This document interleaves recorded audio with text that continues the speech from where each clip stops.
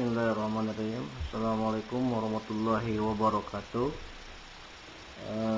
Baik, salam sehat untuk semuanya. Pada hari ini kita akan belajar bersama, yaitu materi tentang airway management atau pembebasan jalan napas. Berbicara mengenai tentang airway, artinya kita berbicara bagaimana jalan napas dari respirasi atau pernapasan seseorang ya. Nah, sedangkan manajemen itu adalah bagaimana pengelolaannya. Nah, sebelumnya kita akan mereview kembali anatomi atau organ jalan napas ya. Ini dimulai dari hidung, kemudian paring, laring, trakea, kemudian di sini ada percabangan bronkus, kemudian bronchiolus sampai alveolus, organ yang paling terminal.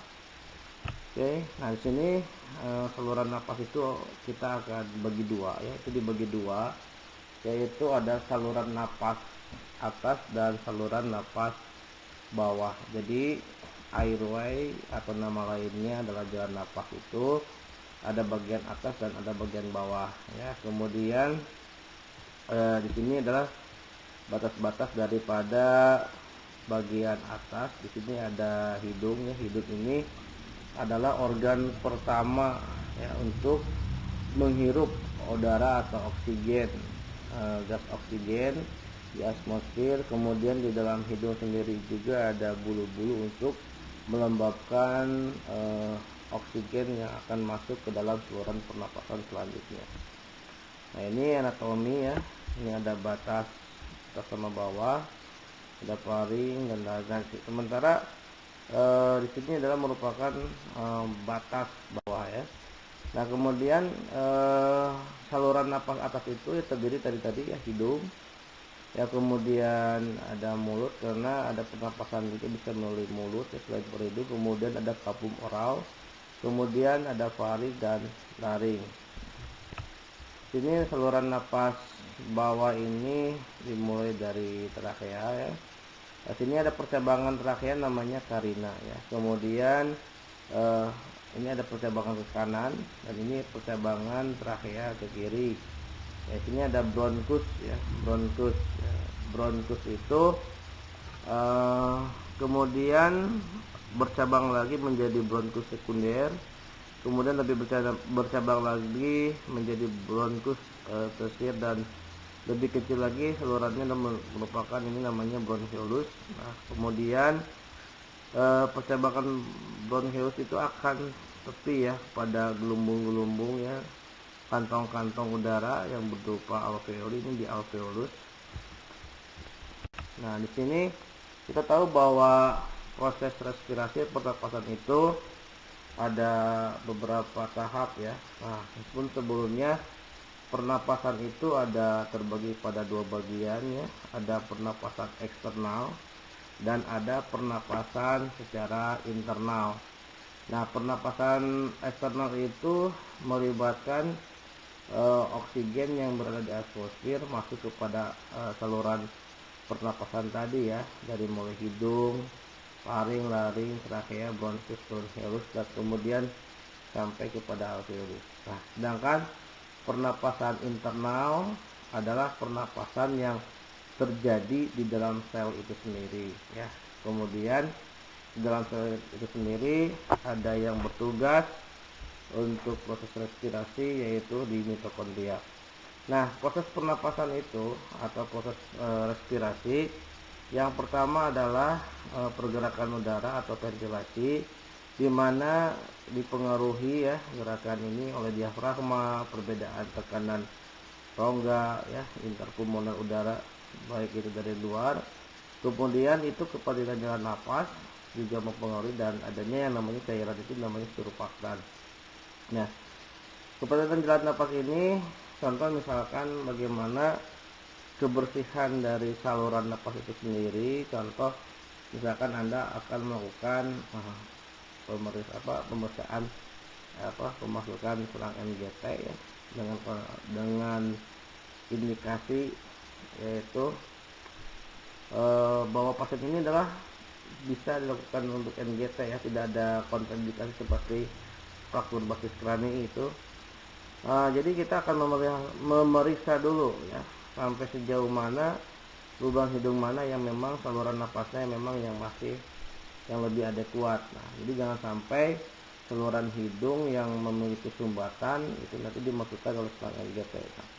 Nah, kepatenan jalan napas, kemudian surfakan, yaitu cairan ya, cairan itu yang supaya untuk mencegah terjadinya gesekan ya di pleura varialis dan pleura visceralis ya. Umpamanya surfakan itu merupakan seperti cairan pelumas ya, untuk mencegah terjadinya gesekan. Nah, kemudian ada juga yang namanya difusi. Nah, difusi ini merupakan dipengaruhi oleh kondisi dari jaringan aorta sendiri dan kemudian dipengaruhi oleh kondisi gas yang terlarut di dalamnya. Kemudian yang ketiga adalah proses respirasi, itu adalah transportasi. Nah, proses transportasi ini dipengaruhi oleh keutuhan kapilarisasi atau pembuluh-pembuluh kecil darah ya, pembuluh darah kecil di paru-paru dan tubuh. Nah, ini merupakan salah satu komponen yang sangat terpenting, dimana kalau darah ya, oksigen itu dia tidak akan mengalir secara otomatis, tetapi dia memerlukan darah ya, oksigen itu untuk sampai kepada organ-organ di seluruh tubuh. Nah, di sini ada ventilasi paru, bahwa ventilasi paru itu adalah merupakan keluar masuknya udara. Nah, prosesnya ada inspirasi, ada ekspirasi. Inspirasi artinya menghirup ya, menghirup oksigen ya.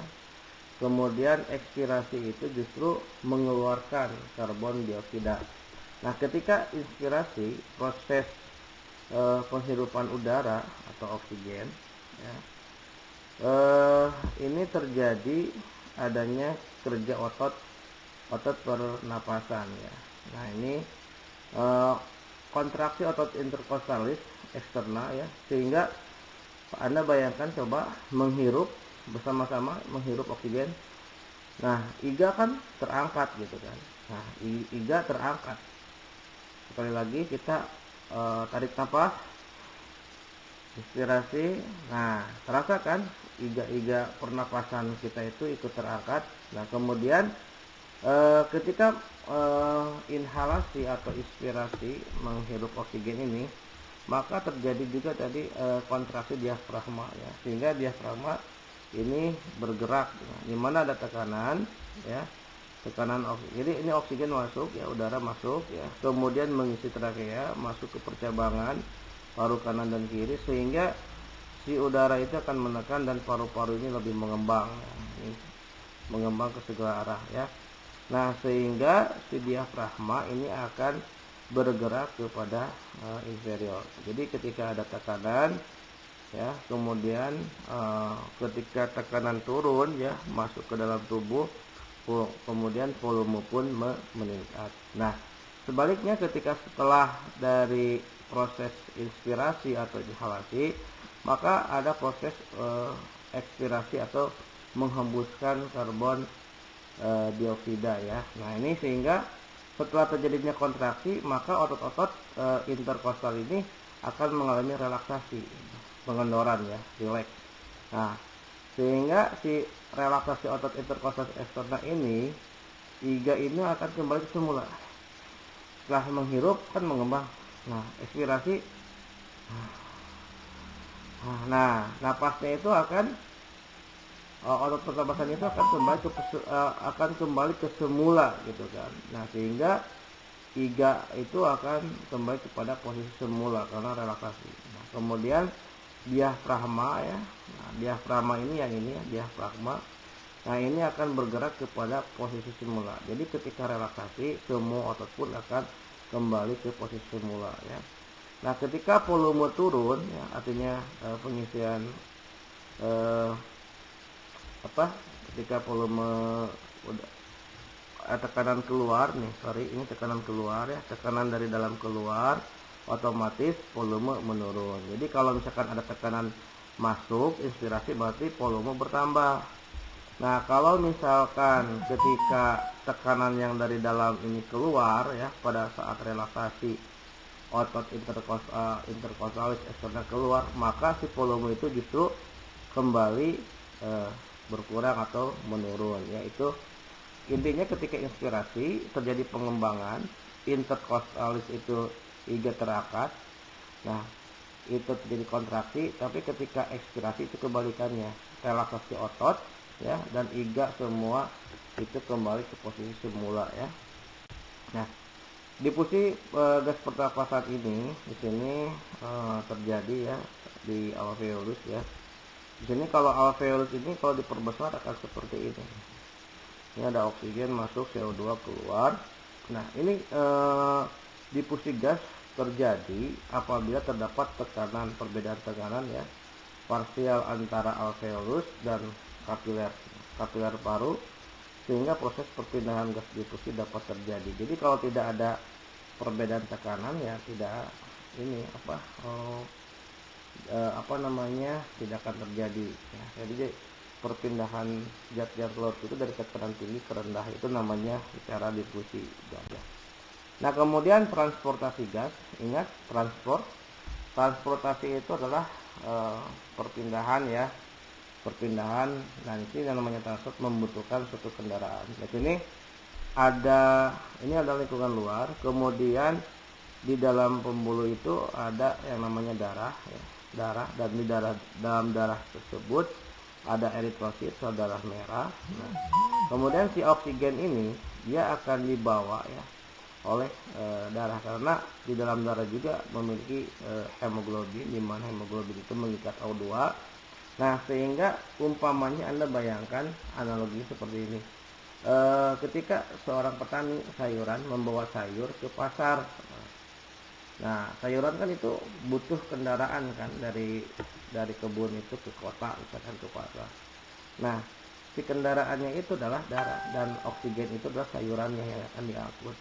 Nah, jadi ketika transportasinya lancar, maka proses pengiriman oksigen ke seluruh tubuh, baik itu ke jantung, paru, dan organ-organ lain yang penting. Nah, sehingga semua tubuh itu terdistribusikan oleh kebutuhan oksigen, karena oksigen di dalam sel itu sendiri untuk proses metabolisme pembakaran, sehingga ketika metabolisme itu menghasilkan energi, jadi si tubuh kita bisa melakukan untuk berusaha. Nah, transportasi gas itu oksigen dan CO2 itu, nah ada 3 tahapan ya perjalanan gas. Pertama, pertukaran gas itu terjadi di alveoli seperti tadi yang sudah saya sebutkan. Kemudian transport gas itu bisa juga di dalam sirkulasi ya, peredaran darah. Kemudian pertukaran gas juga bisa terjadi di jaringan sel atau di jaringan dan sel. Jadi pertukaran darah itu ada 3 tahap ya dalam alveoli, kemudian bisa langsung, kemudian yang kedua adalah melalui sistem peredaran darah atau sirkulasi, dan yang ketiga pertukaran gas itu di jaringan dan sel. Jadi pertukaran respirasi itu ya terjadi di 3 tahap ya tadi. Jadi gini, ketika ada ngomongin airway, jalan napas, musuh daripada airway itu adalah obstruksi, atau nama lain obstruksi itu adalah sumbatan. Nah, obstruksi atau sumbatan jalan napas itu kita akan terbagi pada 2 bagian. Yang pertama, sumbatan jalan napas secara total. Yang kedua, sumbatan secara parsial. Parsial itu sebagian ya, nggak semuanya. Jadi kalau misalkan ada lubang pernapasan semuanya tertutup, itu namanya total ya. Nah, tandanya tidak teraba bahwa hawa nafas. Jadi nah, misalkan terjadi choking ya. Ini choking, misalkan ada benda padat yang menutupi seluruh saluran pernapasan, misalkan di atas itu tertutup. Nah, itu namanya total. Jadi ciri-cirinya ketika pasien itu nggak bisa bicara, kemudian memegang leher seperti tercekik, nah itu jangan tunda lagi bahwa pasien tersebut adalah merupakan ya mengalami sumbatan atau obstruksi napas total. Nah, kemudian yang total juga pernapasan sisau, artinya dada dan perut bergantian. Ya, ini seperti pernapasannya paradoksal, itu obstruksinya total. Nah, kemudian kalau yang parsial yang sebagian itu misalkan ketika ada pasien yang mengalami penurunan kesadaran, kasusnya apapun, baik cedera kepala atau apapun ya. Nah, ketika pasien mengalami penurunan kesadaran, itu pasien artinya tidak bisa memfungsikan neurologisnya atau defisit neurologis, sehingga si lidah itu jatuh ke belakang. Dan nah, ketika lidah jatuh ke belakang menutupi jalan napas, itu ada ngorok, itu snoring. Sekali lagi, ketika lidah jatuh ke belakang, pangkal lidah jatuh ke belakang, ngorok, itu namanya snoring. Nah, kalau yang kedua gargling, jadi suaranya itu seperti berkumur. Nah, Anda bayangkan ketika lagi gosok gigi ya, kumur-kumur. Nah, itu gargling. Jadi ini banyak cairan ya. Nah, kemudian crowing ini diakibatkan oleh adanya edim laring, bisa terjadi oleh kebakaran ya, pasien mengalami kebakaran sehingga merusak di laringnya, mengalami edim laring seperti silika facialis. Dan kemudian jarang dibahas bahwa sumbatan parsial juga ada diakibatkan oleh pasien yang hiperseks ya. Hipersekresi gitu kan, artinya pasien yang terlalu banyak lendir misalkan. Nah, itu namanya drooling. Nah, Anda bisa baca di buku ENA bahwa parsial itu, sumbatan parsial itu diakibatkan oleh banyak lendir, yaitu namanya drooling. Okay.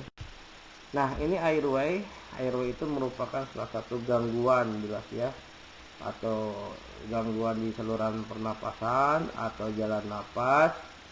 Nah, itu diakibatkan oleh tadi yang kita sudah sebutkan, baik parsial atau total. Nah, sehingga airway ini akan mengalami gangguan hipoventilasi ya. Nah, contohnya pasien yang mengalami hipoventilasi itu, satu, hilangnya pergerakan usaha untuk bernapas, adanya obstruksi jalan napas. Tadi kalau untuk di total pasiennya terasa tercekik. Nah, kalau misalkan Anda menolong pasien ya, pada saat korban bencana alam atau misalkan di IGD, Anda tolonglah yang total dulu. Nah, kalau misalkan pasiennya masih berteriak, nah itu Anda jangan panik. Ya, pasien yang bisa teriak, bisa nangis, itu jalan napasnya masih aman karena dia bisa teriak, tapi jalan napasnya masih bagus. Ya, beda dengan yang tadi seperti tercekik, yaitu total. Nah, Anda harus segera melakukan tindakan yang nanti akan kita bahas satu persatu di bab selanjutnya. Kemudian ada penurunan paru untuk mengembang atau penurunan komplens paru gitu kan. Nah, karena sumbatan ya oksigen tidak bisa masuk, sehingga tekanan ke dalam paru-paru itu berkurang, sehingga volume itu juga berkurang. Jadi kalau ada tekanan dari luar ke dalam, volume pasti mengembang tadi saat inhalasi atau inspirasi. Jadi oksigen masuk, tekanan yang lebih tinggi, berarti volume ini, karena permainannya antara tekanan dan volume. Kemudian penurunan absorpsi oksigen melalui membran alveolar kapiler, penurunan aliran darah ke alveoli ya, akibat. Nah, di sini hipoventilasi ini juga bisa akibat ketidakmampuan udara masuk ke alveoli ya, karena memang ada cairan. Contoh pada pasien dengan efusi pleura, karena memang ada cairan di rongga pleura, sehingga si oksigen itu, udara itu tidak susah masuk gitu ke dalam alveoli ya. Nah, kemudian pasiennya itu akan mengalami sesak pasti. Kemudian yang selanjutnya ya, hipoventilasi itu mengakibatkan penurunan darah ke seluruh jaringan. Oke, thanks for watching untuk bagian pertama ini, semoga bermanfaat.